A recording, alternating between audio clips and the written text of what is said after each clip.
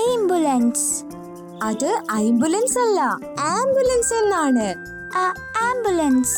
നിങ്ങൾക്കും വില്ലയെ പോലെ ശരിയായ പ്രൊനൗൺസിയേഷൻ പഠിക്കണമെങ്കിൽ ഇപ്പോൾ തന്നെ കിഡ്സ് ആപ്പായ കുക്കു टीवी डाउनलोड ചെയ്യൂ.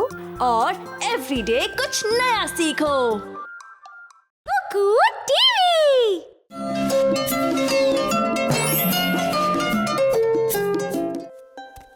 നിങ്ങൾക്ക് പുതിയ വാച്ചൊക്കെ ഇഷ്ടമാണോ കുട്ടികളെ? അതെ അമ്മേ, അത് നല്ല ഫാൻസി ആയിരിക്കും. അതിൽ ധാരാളം ഫീച്ചേഴ്സ് ഒക്കെ ഉണ്ട്. എനിക്കത് വളരെ ഇഷ്ടമാണ്. കളേഴ്സ് ഒക്കെ വളരെ നന്നായിട്ടുണ്ട്. ഞാൻ എന്റെ ഫ്രണ്ട്സിനെ എല്ലാവരെയും ഇത് കാണിക്കും. അച്ഛാ ഒന്ന് നിന്നെ. എന്തു പറ്റി? അമ്മ അങ്ങോട്ട് നോക്കിയേ, അച്ഛ അങ്ങോട്ട് നോക്കിയേ. ഈ ഷോപ്പിൽ ഇനിയും നല്ല നല്ല വാച്ചുകളൊക്കെ ഉണ്ട്. ഇല്ല മോനെ, കാണാൻ അത് അങ്ങനെ ഉണ്ടെന്നേ ഉള്ളൂ. നിന്റെ അടുത്ത് ഇപ്പോൾ തന്നെ നല്ല വാച്ചുകൾ ഉണ്ടല്ലോ.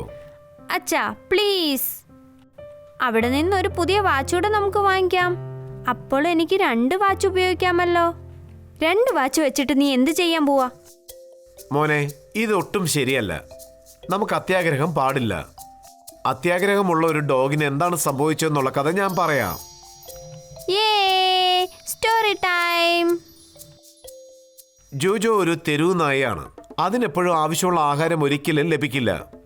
ഒരു ദിവസം അതൊരു അറവുകാരൻ്റെ അടുത്തേക്ക് എത്തി. അത് കൊതിയോടെ അവിടേക്ക് നോക്കി.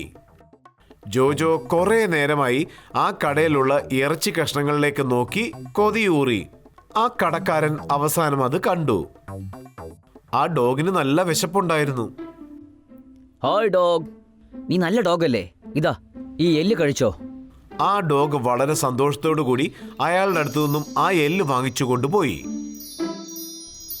ഈ എല്ല് ഞാൻ ഇവിടുന്ന് കഴിക്കില്ല. ഒരു സമാധാനമുള്ള സ്ഥലത്ത് പോയി അവിടുന്ന് ഈ എല്ല് ഞാൻ ആസ്വദിച്ച് കഴിക്കും. എന്താണിത്?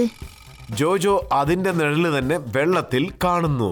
പക്ഷേ അതിനത് മനസ്സിലായില്ല. ഞാനല്ലാതെ വേറൊരു പട്ടിയോ? അതിന്റെ വായിലൊരു വലിയ എല്ലുണ്ടല്ലോ, എന്റെ കയ്യിലുള്ളത് പോലെ തന്നെ.